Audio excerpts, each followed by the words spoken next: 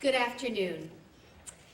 It is my privilege and honor to welcome you all to the second annual Lantos Human Rights Prize Award ceremony. My name is Katrina Lantos Swett. I serve as president of the Lantos Foundation, and much more significantly in my life, I am the lucky daughter of Tom and Annette Lantos.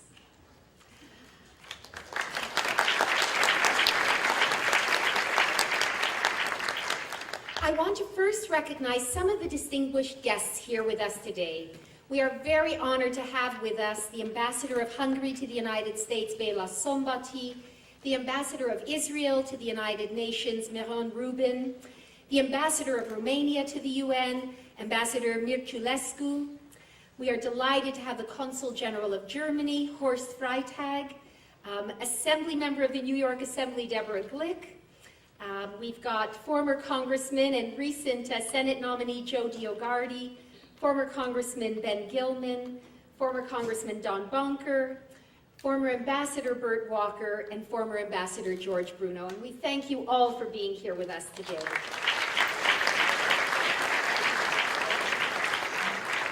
I also want to acknowledge the many young people, students and others, who are here with us. Both Professor Wiesel and my late father believed passionately in you and in your coming stewardship of this often wonderful and sometimes heartbreaking world. So it means a lot to us to have you here today. As you all know, Tom Lantos was a Holocaust survivor, the only one ever elected to the United States Congress.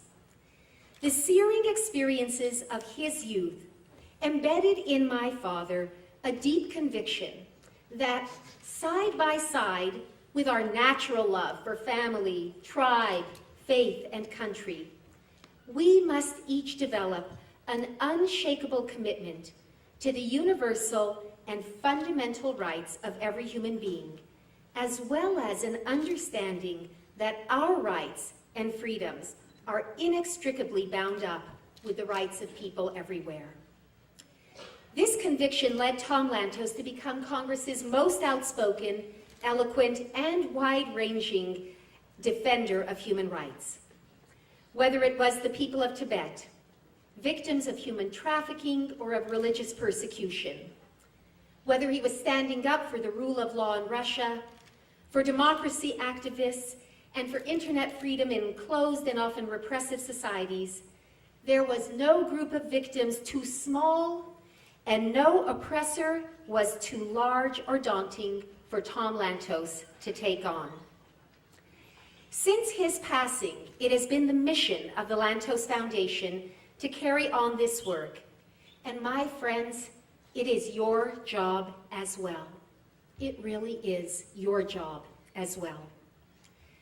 Just a few days ago, the beloved leader of the democracy movement in Burma, the graceful and unbreakable Aung San Suu Kyi, was released from house arrest after 7.5 long years.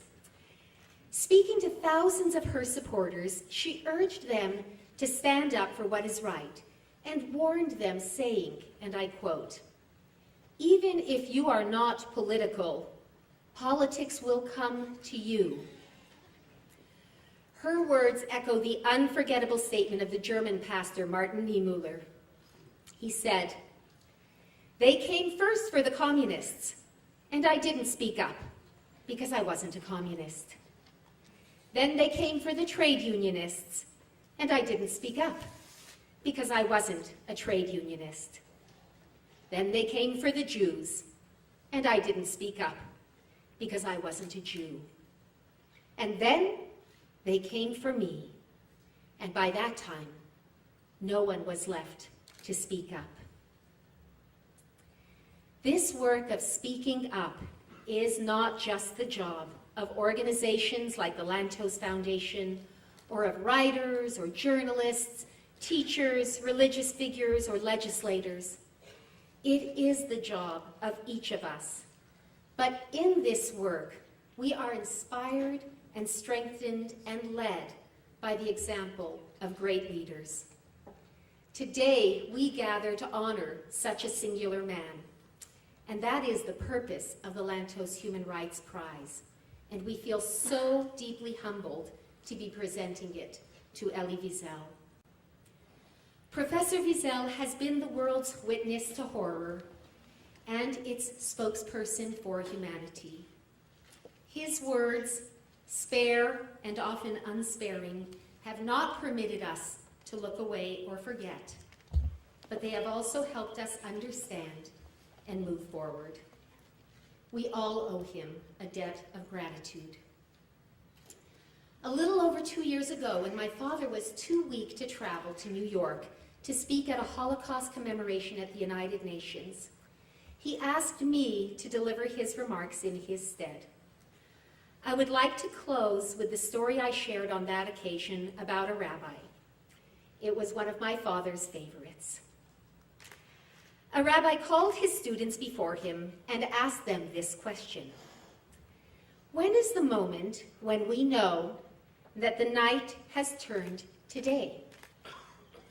One student said, "Is it when a man walking home can distinguish the roof of his house from that of his neighbors?" Another asked, "Is it when a man in the woods can tell a wolf from a dog?" "No," the rabbi replied. "The moment we know the night has turned to day is when a man sees a stranger approaching and recognizes in him the face of his brother." Let us all work to hasten that day. Thank you very much. We will next hear from Pavel Khodorkovskiy.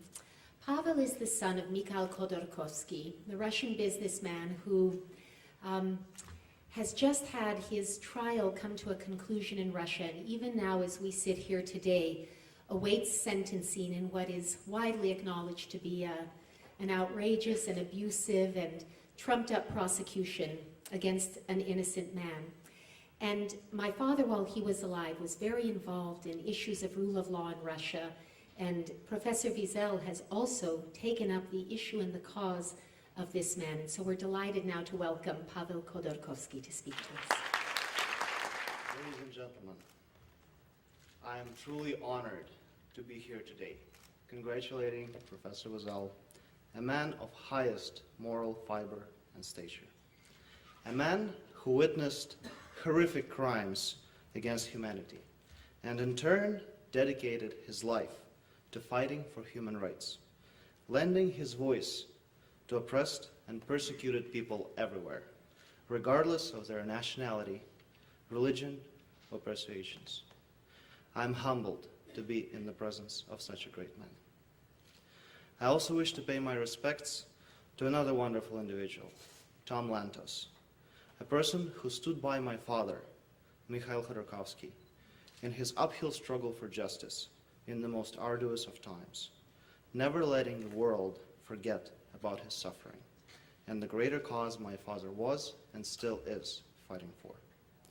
Although Tom is no longer with us in person, I know he is with us in spirit. I'm here to personalize Professor Wiesel's fight for human rights because he has lent his voice to my father. Professor Wiesel swore never to be silent whenever human beings endure suffering and humiliation. He also said that action is the only remedy to indifference. And he chose not to be silent. In many ways, because he spoke out, the world now has a duty to recognize inequities and do something about it. And thus, we're able to see my father's case for what it is, a political persecution and a violation of human rights, not for what the government of Russia wants it to appear. My father's trials and tribulations are not just a fight of an individual. Rather, they exemplify a larger struggle against lawlessness and injustice. His time in Russian jail has not weakened his resolve. Instead, it has pushed him to speak out and draw attention to human rights abuses of ordinary citizens of Russia, abuses that are either ignored or suppressed by the authorities. Professor Wiesel's pursuit of just cause inspires me and inspires my father to continue his fight for justice, however grueling and insurmountable it may appear at times. Professor's pursuit of human rights is the embodiment of one man making one great change in the world and inspiring others to follow. Professor Wiesel really cares about my father, and I'm here to thank him and congratulate him. Professor Wiesel, my sincerest congratulations.